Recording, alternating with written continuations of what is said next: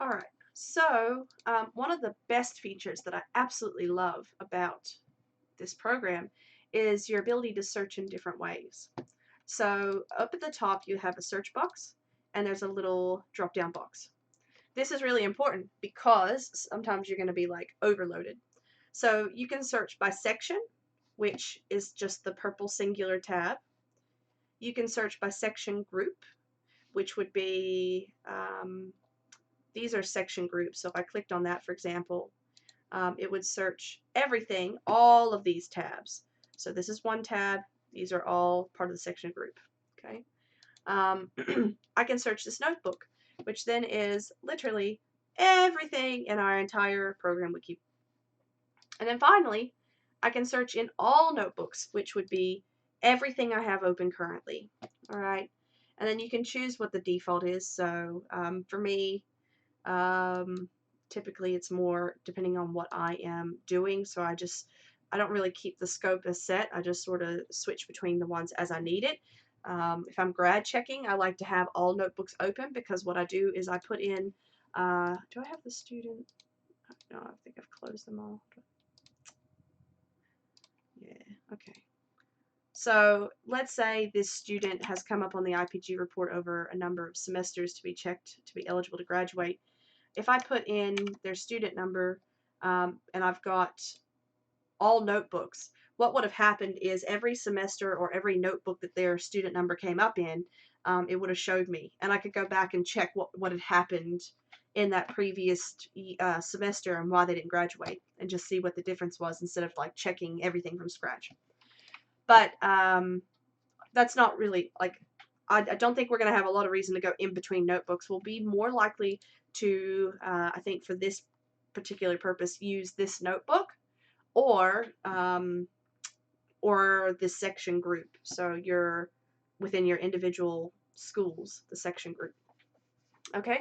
But it is a really good feature. Another thing that's really great is OneNote has, it's not 100% accurate, but it has a OCR feature, which I could not tell you what it stands for, but I know what it does.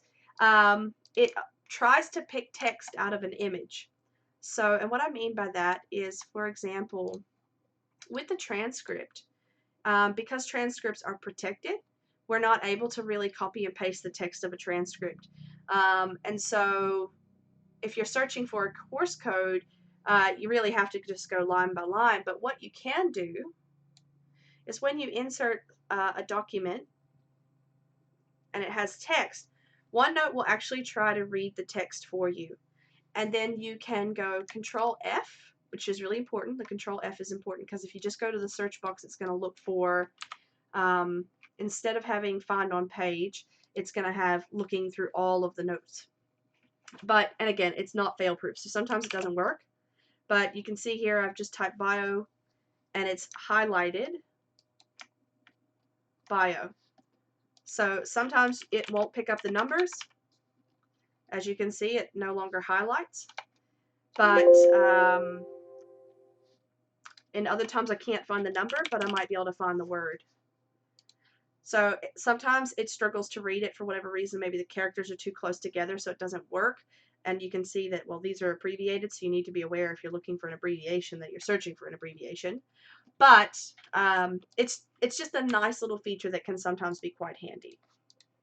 Okay, I think that's about it. And I realize I keep saying so I apologize. It's my little tell of, yeah. But let's see.